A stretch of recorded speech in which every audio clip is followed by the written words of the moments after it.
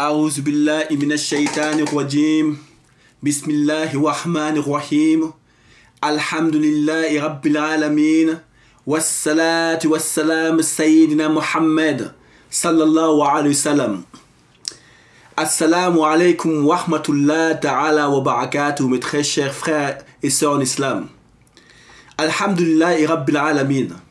J'ai eu l'occasion, la grande joie de pouvoir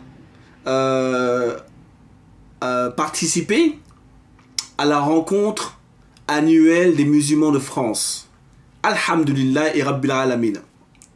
Ceci a été une expérience intéressante dont je voudrais vous donner, Inch'Allah, mes perspectives. Comment est-ce que j'ai perçu cette rencontre? Je voudrais en fait diviser mes perspectives en deux. Premièrement, les choses que j'ai aimées. Et ensuite, finir par les choses que j'ai moins aimées. Les choses que j'ai aimées, alhamdulillah rabbil alamin, comme chaque année, le Ummah du prophète Mohammed sallallahu alayhi wa sallam a répondu avec sa bonté. Elle a répondu avec sa chaleur humaine. Elle a répondu avec sa charité. Elle a répondu avec sa manière d'être, sa manière de voir les choses, ses perspectives, qui sont des perspectives, alhamdulillah et rabbil alamin, des perspectives qui font chaud au cœur. J'ai eu l'occasion de discuter avec plusieurs personnes, que ce soit des personnes dans le travail humanitaire, que ce soit des personnes dont ont des projets de écoles musulmanes, des personnes qui travaillent dans les sciences humaines, etc., etc. Cette Ummah du prophète Mohammed sallallahu alayhi wa sallam démontre une chose simple et claire, que c'est une Ummah qui est bonne, qui a un cœur bon. C'est une Ummah qui a de l'innovation. Elle ne fait que créer des solutions pour la communauté musulmane. Elle ne fait que penser à des solutions pour la communauté musulmane. Alhamdulillah rabbil alamin. Sur ça, nous n'avons absolument rien à dire. Les thèmes qui étaient choisis pendant cette rencontre, en général, furent des thèmes qui sont autour du caractère du prophète Mohammed sallallahu alayhi wa sallam. Je pense que ceci est pour répondre à la mauvaise image que certains journalistes ont voulu montrer du prophète Mohammed sallallahu alayhi wa sallam. Et alhamdulillah, sur ce point, comme je l'ai dit, la première partie est fantastique. Comme chaque année, elle donne une perspective des choses aux musulmans et la rencontre permet en fait de revoir ou de réunir les musulmans dans la meilleure de leur présentation, de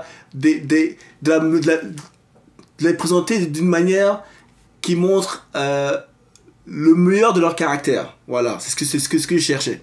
Que ce soit, nous avons vu, et je pense que vous l'avez ressenti aussi.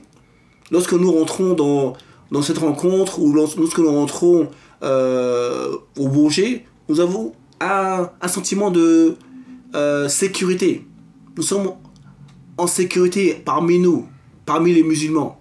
Et ce sentiment, je pense que beaucoup de gens l'ont ressenti. Lorsqu'on allait par exemple discuter avec les agents de sécurité, ce n'est pas les policiers que nous voyons par exemple dans la rue en France. C'était des salam alaikum, des sourires qui s'échangent, des discussions, des gens aimables qui sont là pour prendre soin de cette communauté. Donc, sur ce point, alhamdulillah, la rencontre a été très humaine, très chaleureuse, alhamdulillah.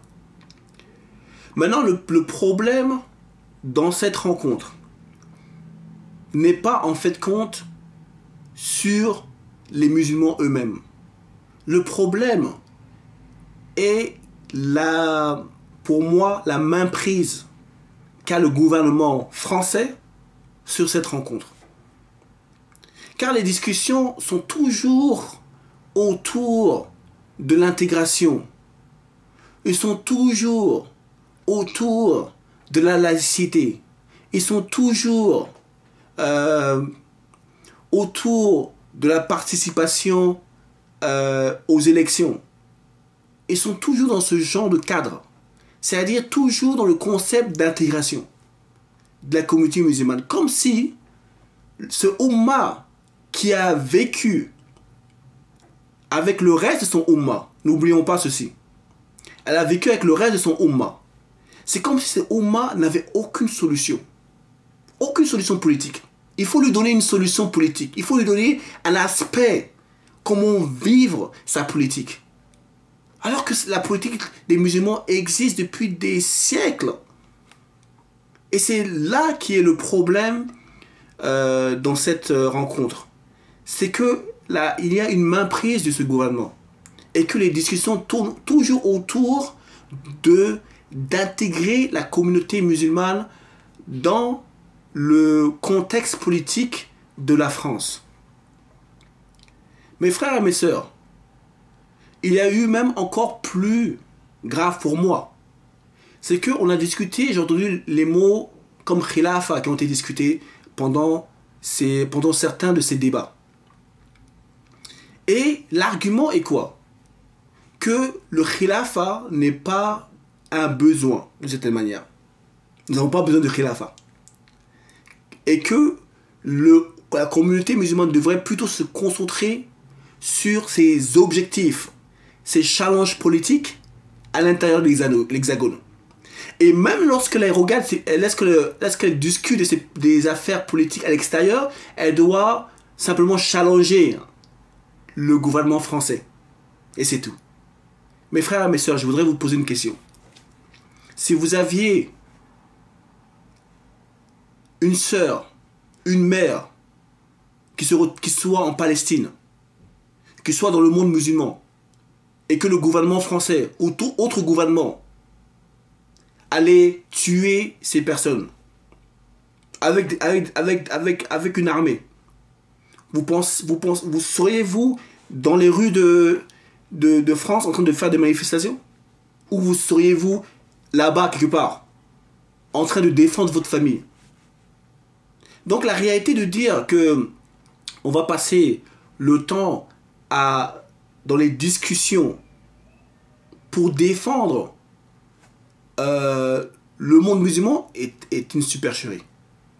Ce qui défend une nation, c'est une armée, mes frères et mes sœurs. C'est une armée.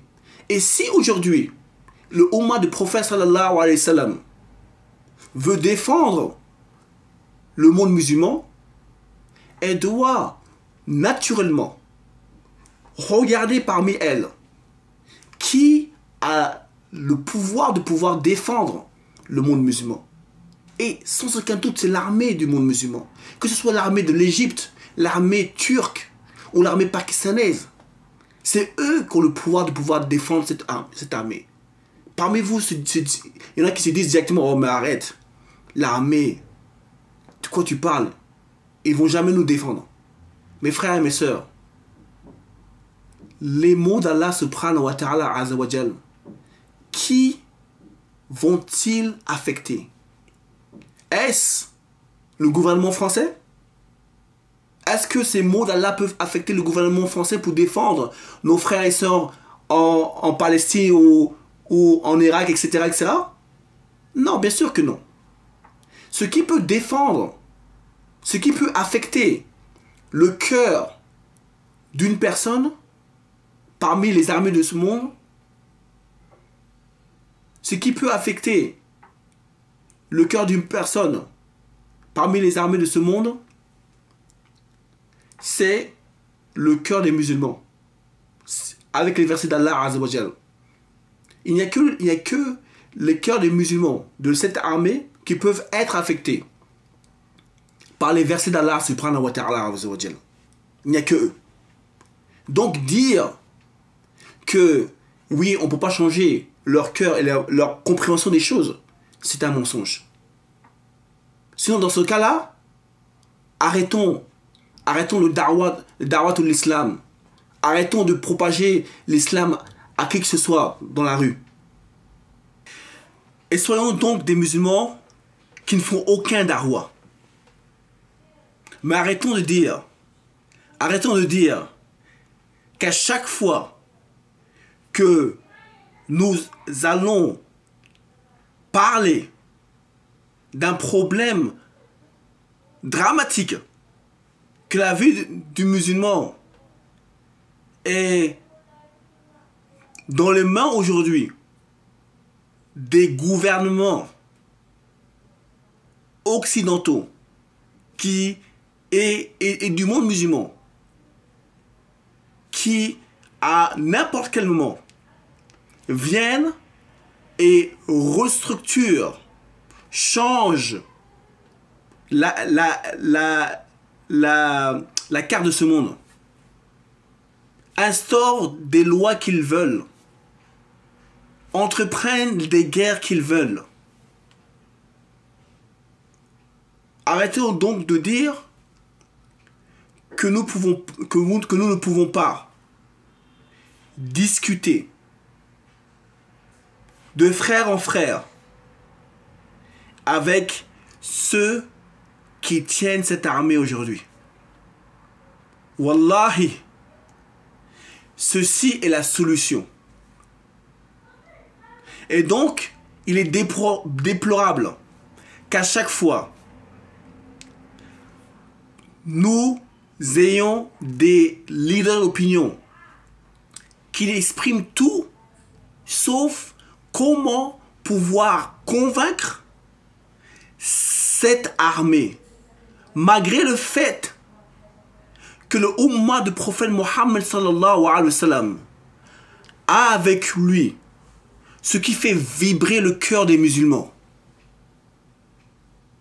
Al-Qur'an, les versets du Coran, les expressions qui touchent les musulmans, la réalité politique qui sans aucun doute touche le Ummah du prophète Mohammed sallallahu alayhi wa sallam. Tout le Ummah du prophète Mohammed sallallahu alayhi wa sallam, sans aucun doute. Vous pensez que les gens de cette armée ne voyaient pas ce qui se passe? N'est-il pas, il y a quelques années, on parlait que l'armée était prête à entreprendre un coup après une affaire qui touchait encore cette Ummah? Et Shabab, il est temps que nous imposions les discussions. Il est temps que nous disions à ces leaders d'opinion, expliquez-nous ce que nous devons faire pour changer le cœur et l'esprit de l'armée de cette Ummah. Voilà ce que nous voulons savoir. Nous ne voulons plus savoir comment s'intégrer dans le système républicain. Mais nous voulons savoir comment nous allons pouvoir expliquer à cette armée, à l'armée de Ummah du prophète Mohammed sallallahu alayhi wa sallam, qu'elle se doit de protéger les affaires ou le Ummah du prophète sallallahu alayhi wa sallam lorsque une force extérieure militaire s'attaque à eux. Et nous devons savoir comment nous allons pouvoir expliquer à cette Ummah, à cette armée, qu'elle a besoin d'être l'outil nécessaire pour changer l'aspect politique et créer l'union politique de cette Ummah. Car par Allah, nous sommes sans aucun doute reliés par les pensées. Nous avons des pensées communes entre cette Ummah du prophète sallallahu alayhi wa sallam, quel que soit l'endroit où elle se trouve. Et sans aucun doute, nous avons l'émotion lorsqu'une affaire touche cette Oumma, nous nous levons en nation, comme une seule nation. Mais par Allah, le seul aspect qui nous divise, ce sont les États-nations. Ce sont ce concept de nationalité, le concept de nationalisme qui nous divise. Et il est étonnant que nous réalisons ceci dans le monde musulman, mais qu'ensuite on nous demande de faire partie d'une nation en France. Il est étonnant qu'on nous demande de devenir nationaliste. Wallahi, c'est étonnant. Donc, voici très rapidement ce que je pensais de cette réunion. En première partie, Alhamdulillah Rabbil Alamin. Ya Ummah, vous êtes fantastiques. Mais il est temps d'imposer les discussions que nous voulons avoir. Les discussions qui pourront aider cette Ummah à devenir une nation, à être unie politiquement. Et il est temps que nous mettons sur la table comment nous allons convaincre cette armée. Walhamdulillah Rabbil Alamin. Assalamu alaikum wa rahmatullah ta'ala wa barakatuh.